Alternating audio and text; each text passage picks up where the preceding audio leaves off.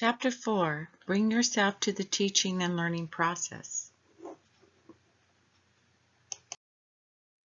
On page 86 of your textbook, you'll find this quote: "If we are not fully ourselves, truly in the present moment, we miss everything. When a child presents himself to you with a smile, if you are not really there, thinking about the future or the past or preoccupied with other problems, then the child is not really there for you. The technique of being alive is to go back to yourself in order for the child to appear like a marvelous reality. Then you see him smile, and you can embrace him in your arms." Thich Nhat Hanh. When teachers design learning environments with values in mind and offer engaging materials, the stage is set for meaningful learning. Teachers have an ongoing role to develop children's interest and knowledge. Fulfilling that role can actually further our own passion for teaching. Your behavior and responses to the children, as was pointed out in the previous quote, are the biggest factors in their learning. Instead of herding children to typical activities and outcomes, carefully observe the children. Use ongoing self-reflection.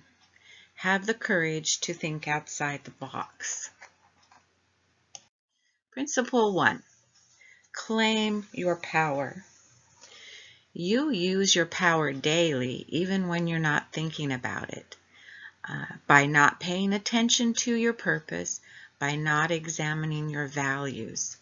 Without thoughtfully using your power, you could ignore, stifle, or overwhelm children's innate desire to learn. You have moment-to-moment power to pay attention, to stop, and to emphasize.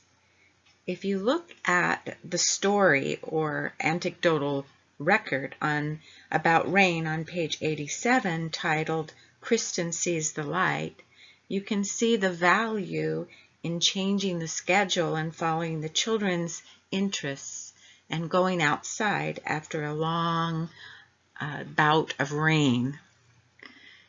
Keep mindful of your actions, your goals, and your values. Principle 2. Think through your actions. Children spend all of their waking hours trying to make sense of the world. Teachers are often distracted, focused on schedules and requirements. And when we're doing that, we miss teachable moments. Slow down, make conscious decisions, stay alert to what unfolds. Teacher scripts and commercially prepared curriculum limits us to being the preschool police. It lacks context and investment in teacher-child interactions. Principle 3. Cultivate a mindset of receptivity. Stop and wait. Give a situation time to unfold before you act. This is where teachers support children's in-depth work. Respect the children's learning process. Look at the story Ramp It Up and the teacher reflections on pages 94 and 95, and you can see teachers struggling with just this idea. Principle 4. See the child's point of view. Watch children and notice their intense focus, their determination, their curiosity, and their delight. Use this information to inform your decisions and actions, and be present in the moment. Take a look at the Bounty of Bracelets vignette that you see on page 97 with toddlers experimenting with bracelets, as many as possible on their wrists. And also on page 98, Taste Test.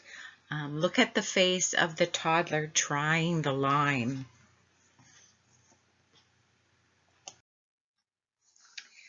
Piaget's cognitive theory gives us some information as we think about the children's point of view. Piaget's theory, as we talked about previously, is a discontinuous stage theory. And so for birth to age 2, his stage is sensory motor.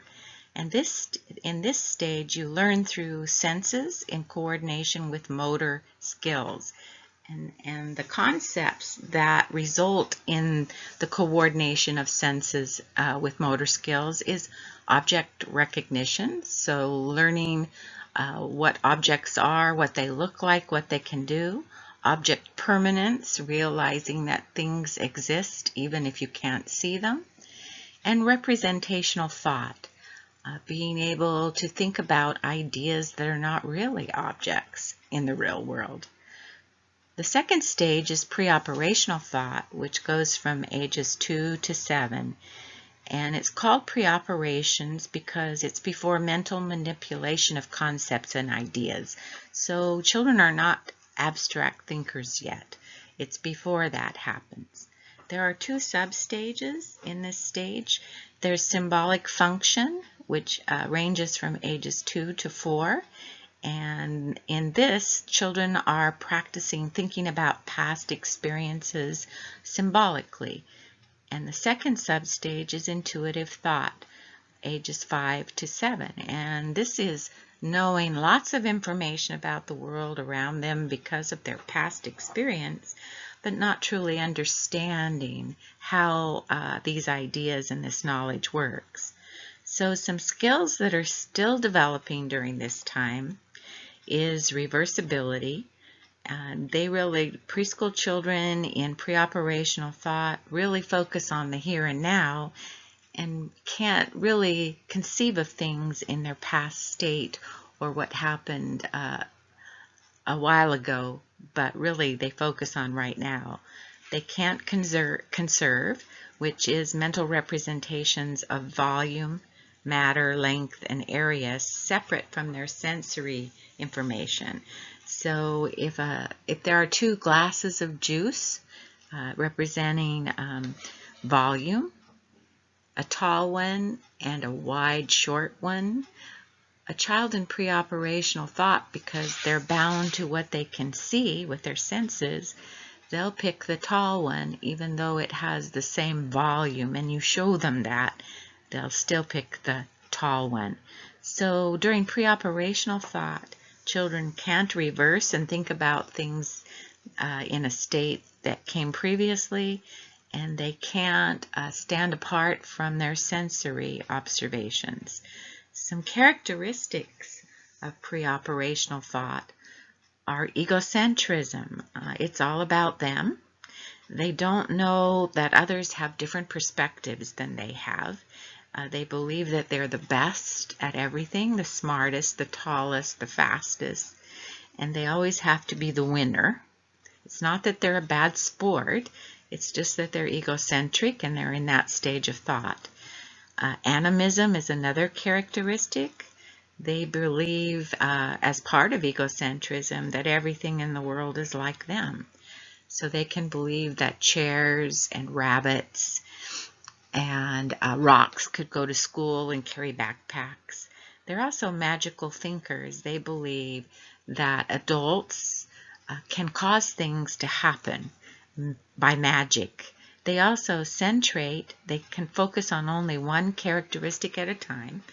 So if they're classifying items, they can only do that by one category at a time or characteristic.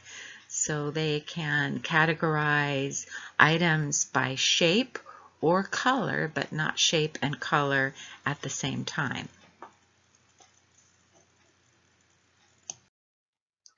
Principle 5, notice details to see more possibilities. So children look closely at the details, and so must we. Avoid summarizing or generalizing what you see, but really look closely, just like the children do. Principle 6. Share conversations following the children's lead. Children are doers and do not often reflect on their actions. Adults need to focus on their doing and describe it to them. Make connections for them of what they did and what they learned. Use encouragement. State the facts of what they did without praising them. We do a lot of praising, and we're really good at that, but children can become dependent on that. Praise is really your judgment, and it focuses on you, whereas with encouragement, you're focusing on the facts of what the child did, and that has a more positive outcome long term.